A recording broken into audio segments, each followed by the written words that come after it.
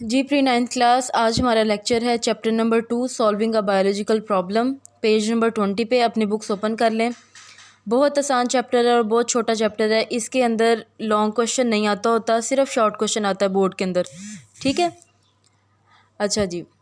Solving a biological problem, सबसे तो पहले बायोलॉजिकल प्रॉब्लम को देखते हैं कि बहुत सी बायोलॉजिकल प्रॉब्लम्स होती हैं जो एक साइंटिस्ट होता है, एक बायोलॉजिकल माइंड होता है, उसके माइंड के अंदर आती हैं।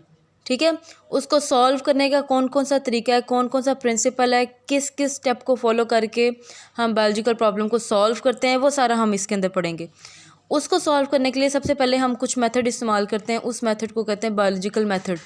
ठीक है, सबसे पहले आपके पास डेफिनेशन है साइंस की, ये भी आपने याद करनी है, इसको अंडरलाइन करें। Science is the systemised knowledge derived from the observation and experiment.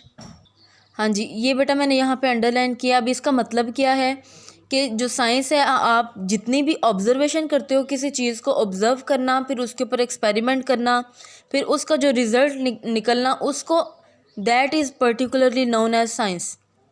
ठीक है, साइंस हमेशा ऑब्जर्वेशन और एक्सपेरिमेंट पे बेस करती है। ये आपने डेफिनेशन यहाँ से कर लेनी है। उसके बाद नेक्स्ट है हमारे पास बायोलॉजिकल मेथड। ये सेकंड पैराग्राफ में ये वाली लाइंस आप छोड़ दें ऊपर 3-4, यहाँ से आपकी डेफिनेशन स्टार्ट हो रही है। The scientific method in which the biological problems are solved is termed as biological method. It comprises the steps a biological adopt in order to solve a biological problem. जो scientific method होता है, ये वो method है जिसके अंदर तमाम biological problems को सॉल्व किया जाता है, इसको बायोलॉजिकल मेथड कहते हैं। ठीक है, और इसके अंदर वेरियस स्टेप्स हैं जो हम अगले पेज पे पढ़ेंगे इंशाल्लाह। वो स्टेप्स इसके अंदर इन्वॉल्व होते हैं जिससे हमारी बायोलॉजिकल प्रॉब्लम सॉल्व होती है। जैसे आपने ऊपर साइंस की डेफिनेशन में पढ़ा कि हम ऑब्जर्वेशन करते हैं और एक्सपेरिमेंट करते हैं। ठीक है, इसी तरह इनके दरमियान में भी बहुत से स्टेप्स इन्वॉल्व होते हैं कि आपके पास फॉर एग्ज़ाम्पल कोई प्रॉब्लम आई है, पहले आप उसको देखेंगे, फिर आप उसको ऑब्ज़र्व करेंगे, फिर आप कोई तीर तुक्का लगाएंगे कि हाँ ये इस वजह से हुआ है, नहीं तो ये इस वजह से हुआ है।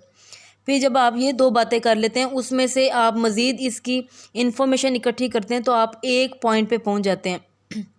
ठीक है, जो आपके पास चीज़ आ जाती है उसके ऊपर आप एक्सपेरिमेंट करते हैं, उसको ज़्यादा से ज़्यादा उसकी वेरिफिकेशन करते हैं, तब आपके पास रिज़ल्ट आता है, फिर आप रिज़ल्ट को रिपोर्ट करते हैं। ये पूरे का पूरा मेथड होता है बायोलॉजिकल प्रॉब्लम को सॉल्व करने का। ठीक है, और आपके साथ में ये छोटा सा पैच है, इसको सिर्फ नॉलेज के लिए पढ़ेंगे। Man has always been a biologist, man हमेशा से एक बायोलॉजिस्ट है। He had to be a biologist in order to live. Early in history he was a hunter, बहुत पहले तारीख़ में वो इंसान सबसे पहले एक शिकारी था। ठीक है, एनिमल्स का शिकार करता था, और जितने भी फ्रूट्स वगैरह थे, रूट्स वगैरह थी, जो भी खाने की चीज़ होती थी, उनको इकट्ठा करता था, गैदर्ड करता था। The more he know about animals and their habitat, जितना ज़्यादा वो एनिमल्स के बारे में जानता, उनके रहने की जगहों के बारे में जानता, the more successful Hunter he was, वो उतना ही ज़्यादा सक्सेसफुल कामयाब शिकारी होता था।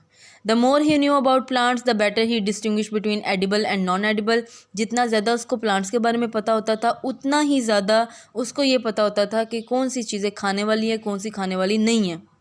एडिबल कहते हैं खाने वाली चीज़ को, और नॉन एडिबल कहते हैं जो खाने वाली नहीं होती। ठीक है, तो बात का मकसद ये है कि जितना आप जिस चीज़ के बारे में जितना ज़्यादा आप एक्सप्लोर करेंगे, आपको वो उतनी ज़्यादा चीज़ आएगी।